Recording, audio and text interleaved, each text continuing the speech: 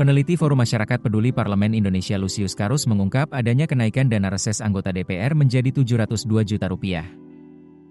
Kenaikan dana reses DPR itu naik hampir 2 kali lipat jika dibandingkan dengan dana reses periode 2019 hingga 2024 yang bernilai Rp400 juta.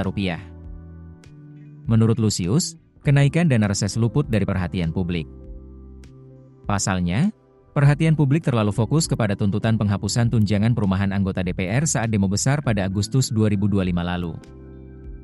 Publik pun merasa puas setelah tunjangan perumahan anggota DPR itu dihapus. Setelah dibikin puas dan senang karena tunjangan perumahan dihapus, tunjangan fantastis lain muncul dan luput dari perhatian publik. Itu sebabnya, kata Lusius, anggota DPR tidak protes ketika uang tunjangan perumahan Rp50 juta dipotong.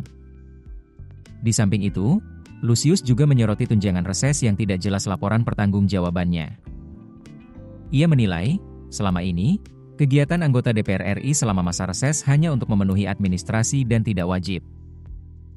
Tanpa ada laporan yang jelas dan rendahnya pengawasan dari masyarakat, tunjangan reses ini rawan disalahgunakan, bahkan bisa masuk ke kantong pribadi anggota dewan. Lusius juga menyinggung soal sedikit aspirasi yang anggota dewan bawa dan perjuangkan di parlemen usai masa reses selesai. Wakil Ketua DPR Sufmi Dasko Ahmad mengakui bahwa ada kenaikan dana reses bagi anggota DPR periode 2024 hingga 2029 menjadi Rp702 juta. Dasko menjelaskan, dana reses ini naik karena ada sejumlah komponen kegiatan yang bertambah, misalnya jumlah kunjungan para anggota meningkat pada tahun ini. Masa reses biasanya merupakan momen bagi anggota DPR RI untuk turun ke masyarakat dan menyerap aspirasi di daerah pemilihan masing-masing.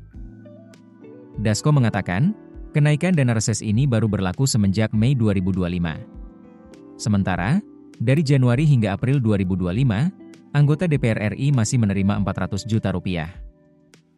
Ia menjelaskan, dana reses tidak masuk ke kantong pribadi para anggota DPR RI, melainkan digunakan untuk membiayai kegiatan agar bisa lebih dekat dengan masyarakat. Ia menegaskan, dana reses juga tidak cair setiap bulan, tetapi sesuai periode reses DPR RI.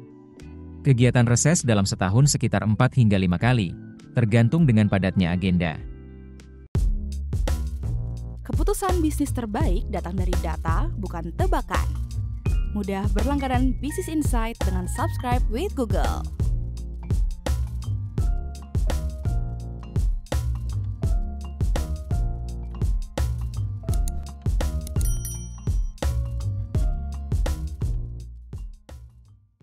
Download aplikasi Kontan sekarang di App Store atau Play Store.